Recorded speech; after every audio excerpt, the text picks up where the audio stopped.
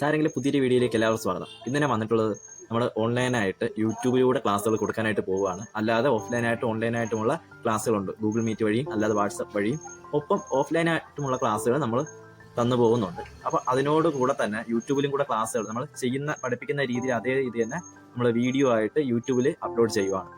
അപ്പോൾ നിങ്ങളുടെ സപ്പോർട്ട് നമുക്ക് വേണം. എല്ലാവരും ഫോളോ ചെയ്ത് കൂടെ കുടിക്കോ. നിങ്ങൾക്ക് ആർട്ട് ഇഷ്ടമുള്ള കൂട്ടുകാർക്ക് ഇത് അയച്ചു കൊടുക്കുക. എന്ത് ഡൗട്ട് ഉണ്ടെങ്കിലും കമൻറ്റ് ബോക്സിലോ അല്ലെങ്കിൽ ഇൻസ്റ്റഗ്രാമിലോ വാട്സപ്പിലോ ചോദിച്ചാൽ മതി. എല്ലാം കോൺടാക്ട് ചെയ്യേണ്ട കാര്യങ്ങളെല്ലാം നമ്മൾ താഴെ കൊടുത്തിട്ടുണ്ട്. ഒന്നാമത്തെ കാര്യം, നമ്മൾ എന്തൊക്കെ കാര്യങ്ങൾ യൂസ് ചെയ്യണം വരയ്ക്കാൻ പഠിക്കുന്ന ടൈമിൽ, അത് പ്രാക്ടീസിങ് മെത്തേഡിലൂടെ നമുക്ക് ആർട്ട് ചെയ്യാനായിട്ട് എന്തെല്ലാം കാര്യങ്ങൾ വേണം.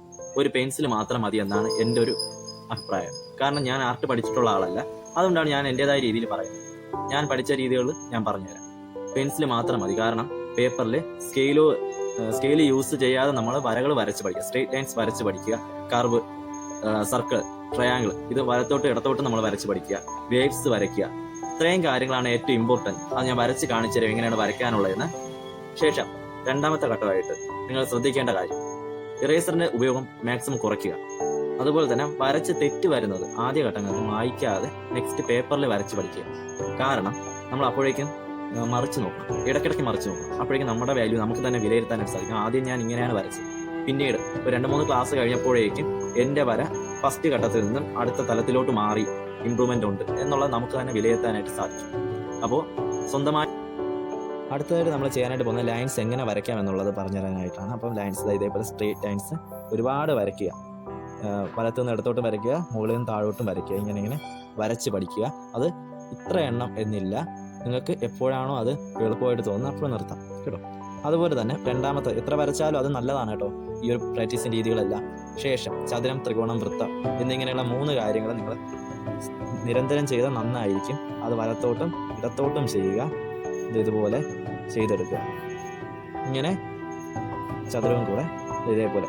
ഇത്രയും കാര്യങ്ങളാണ് ഏറ്റവും ബേസ് ആയിട്ട് നിങ്ങൾ ചെയ്യേണ്ടത്. ശേഷം ഇത് ഇത്രയും ചെയ്തതിന് ശേഷം ഇങ്ങനെ വേവ്സ് വരയ്ക്കുക, കർവ് വരയ്ക്കുക. ഇത്രയും കാര്യങ്ങൾ നിങ്ങൾ മെയിനായിട്ട് നോക്കുക കേട്ടോ. പറഞ്ഞ ഈ ഒരു പ്രാക്ടീസിങ് രീതി ഏറ്റവും ഇമ്പോർട്ടൻ്റ് ആയിട്ടുള്ളതാണ്.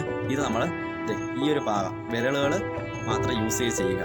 പെൻസിൽ പിടിക്കേണ്ട രീതിയും കൂടെ ഇന്നത്തെ വീഡിയോയിൽ ഉൾപ്പെടുത്താതെ ഇങ്ങനെയാണ് പിടിക്കുന്നത്. സാധാരണ നമ്മൾ പിടിക്കുന്നത് ഏറ്റവും അറ്റത്ത് പിടിക്കുമ്പോഴേക്കും ഈ ഒരു ഭാഗത്ത് വരുന്ന പ്രഷർ കൂടുതലായിരിക്കും. അപ്പോഴേക്കും നമ്മളെ കുറച്ച് നീക്കി പിടിക്കുന്നതുകൊണ്ടുള്ള രണ്ടാമത്തെ ഗുണം പറഞ്ഞുതരാം. പെൻസിൽ ഡ്രോയിങ് ചെയ്യുന്ന ചില കുട്ടികൾക്ക് വാട്ടർ കളർ ചെയ്യാനോ അല്ലെങ്കിൽ പെയിൻറ്റിങ് ചെയ്യാനോ ഒക്കെ ചെയ്യുന്നവരായിരിക്കാം. അപ്പോൾ നമ്മൾ ഇങ്ങനെ ബേക്കിലോട്ട് പിടിച്ച് പ്രാക്ടീസ് ചെയ്താൽ ബ്രഷ് പിടിക്കുന്ന ടൈമിൽ എളുപ്പമായിരിക്കും. അല്ലാന്നുണ്ടെങ്കിൽ നമ്മൾ പെൻസിൽ പിടിക്കും പോലെ ഇങ്ങനെ പിടിക്കും. അപ്പോഴേക്കും ഈ അരികിലുള്ള ഈ ഒരു പെയിൻ്റ് എല്ലാം നമ്മുടെ കയ്യിലോട്ടായിട്ട് പേപ്പറിലോട്ട് പറ്റാനുള്ള ചാൻസ് കൂടുതലാണ്. ഇത് സാരെങ്കിലും ആദ്യ ക്ലാസ്സാണ്, അപ്പോൾ നമ്മൾ കുറച്ച് കാര്യങ്ങൾ മാത്രമേ ഇത് ഇൻക്ലൂഡ് ചെയ്തിട്ടുള്ളൂ ഈ ഒരു ക്ലാസ്സിൽ. അപ്പോൾ വരും ക്ലാസ്സുകളിൽ നമ്മൾ ഇനിയും കാര്യങ്ങൾ പറയുന്നതാണ്. അപ്പോൾ ചാനൽ ഫോളോ ചെയ്ത് കൂടെ കുടിക്കുക. നിങ്ങൾക്ക് വരയ്ക്കാനായിട്ട് ഇഷ്ടമുള്ള കൂട്ടുകാർക്ക് ഈ ഒരു വീഡിയോ ഇപ്പോൾ തന്നെ ഷെയർ ചെയ്യുക. Thank you.